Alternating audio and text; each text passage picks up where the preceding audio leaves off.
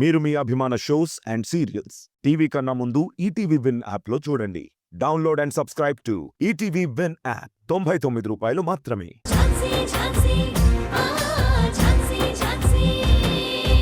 నాన్న సర్వ ఈ అమ్మని వదిలేసి వెళ్ళిపోయావా నాన్న?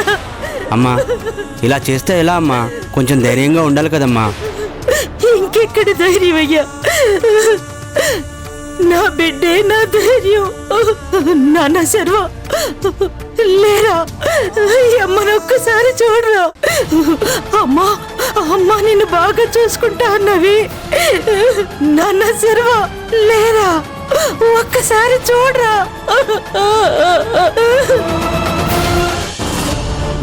యువర్ ఆనర్, ఒక్క అవకాశం ఇవ్వండి. నెక్స్ట్ హియరింగ్ లో అన్ని ప్రూఫ్స్ కోర్టు ముందు సబ్మిట్ చేస్తాను. ఝాన్సీ గారు, మీకు ఇప్పటికే కోర్టు చాలా సమయం ఇచ్చింది, కానీ వరప్రసాద్ గారి యాక్సిడెంట్ చేసినట్టుగా సరైన ఆధారాలు చూపించలేకపోయారు.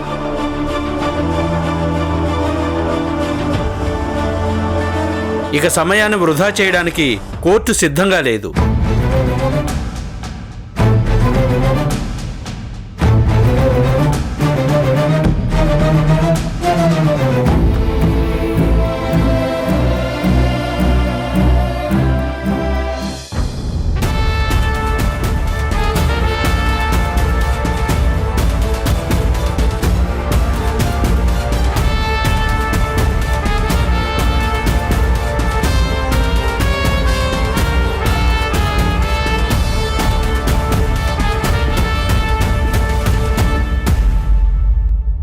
కేసు పూర్వాపరాలు పరిశీలించిన మీదట అనుమానితుడిగా కస్టడీలో ఉన్న వరప్రసాద్ గారు, ఒక్క నిమిషం your honour.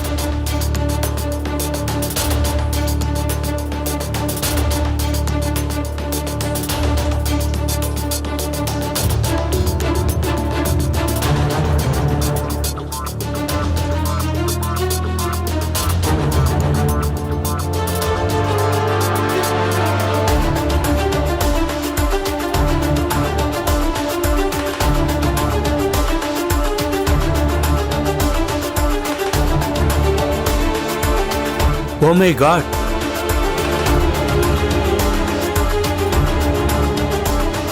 Sorry for the loss. పాపం, హాస్పిటల్లో చికిత్స పొందుతున్న శర్వ చనిపోయాడు.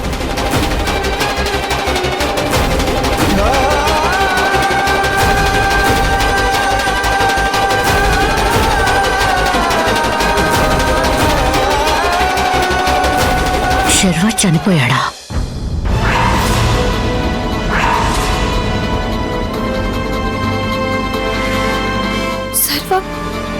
చనిపోయాడా?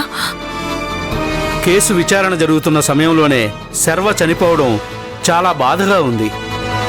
మై లార్డ్, పాపం చిన్నపిల్లాడు.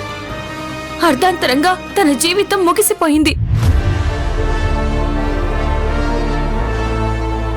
తనని కాపాడలేకపోయాం. కనీసం తన ఆత్మకి శాంతి కలగాలంటే తన చావుకి కారకులైన వారికి శిక్ష పడాలి.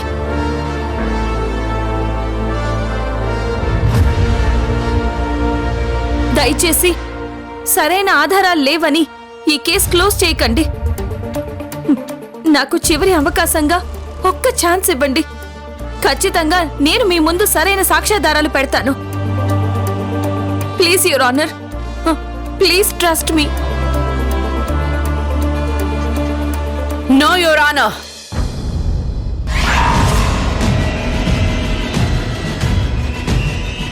నా క్లయింట్ నిరపరాధి. అతన్ని విడుదల చేయవలసిందిగా నేను కోరుతున్నాను.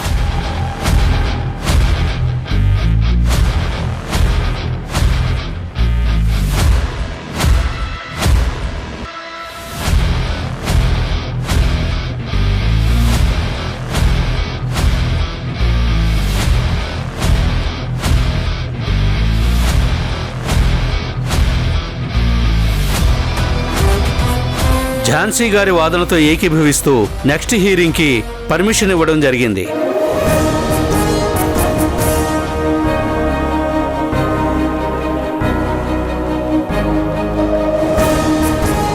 యాక్సిడెంట్ గురైన శర్వ చనిపోయినందున ఈ కేసులో సస్పెక్టుగా ఉన్న వరప్రసాద్ గారిని నిజానిజాలు తేలేంత వరకు పోలీస్ కస్టడీలోనే ఉంచాలని కోర్టు ఆదేశించడం జరిగింది. The court is adjourned. కన్నీలకు గొంతున్నది, కష్టాలకు చెల్లన్నది. పౌరసత్వమంటూ పరిసినోడు తిప్పుతుంటే మీసం, ఈ జన్మకింతేనంటూ ఆ మాట నొప్పుకుంటూ నీకు నువ్వు చేసుకోకు మోసం.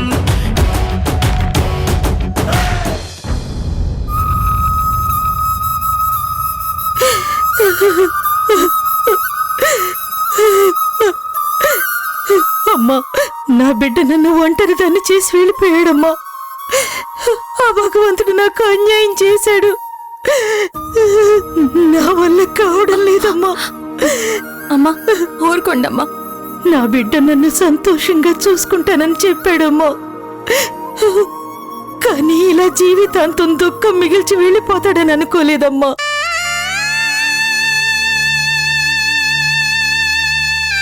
నాన్న సర్వ, ఈ తల్లిని వదిలేసి ఎలా వెళ్ళిపోయావురా?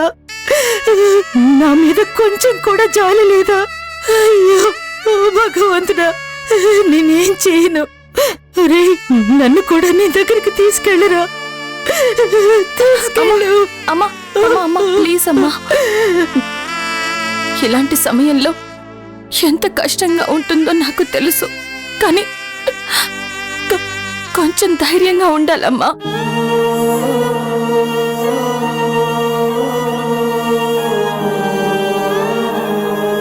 అమ్మా, మీరు కోర్టుకి రావాలి. నేను రానమ్మా. నా బిడ్డే పోయాక ఈ కోర్టు కేసులు నాకెందుకమ్మా? అవి వద్దమ్మా, వద్దు. అది కాదమ్మా, మీకు న్యాయం జరగాలి కదా. నాకే న్యాయం వద్దమ్మా. దయచేసి నన్నెలా వదిలేయండమ్మా. లేదమ్మా, మీరేదో దుఃఖంలో ఇలా అంటున్నారు, కానీ మీ అబ్బాయికి అమ్మా, చెప్పాను కదమ్మా, ఈ లోకంలో పేదోడికి న్యాయం జరగదని. ఇక మీరు ఈ కేసు వదిలేయండి. మీరు నా తరపున వాదించినందుకు నేను మీకు జీవితాంతం రుణపడి ఉంటానమ్మా. అమ్మా అమ్మా, నేను చెప్పేది వినండి. మీ ఆశల్ని, మీ బిడ్డ కలల్ని రోడ్డు మీద నెత్తుటి మరకలుగా మార్చిన ఆ నేరస్తుడికి శిక్ష పడేలా చేస్తాను.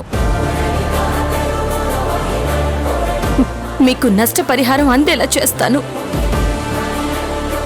మీరు కోర్టుకి రాకపోతే మీ సర్వ ఆత్మ శాంతించదమ్మా.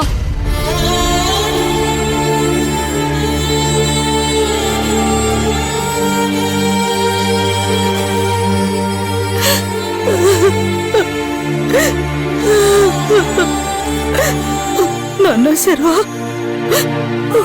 నువ్వు పోయి ఈ తల్లిని బ్రతికించాలనుకున్నావా? ఎంత గొప్పోడివిరా నువ్వు. నా పాలిట దేవుడివిరా నువ్వు. ఎంత మంచి మనసున్న గొప్పోడివిరా నువ్వు.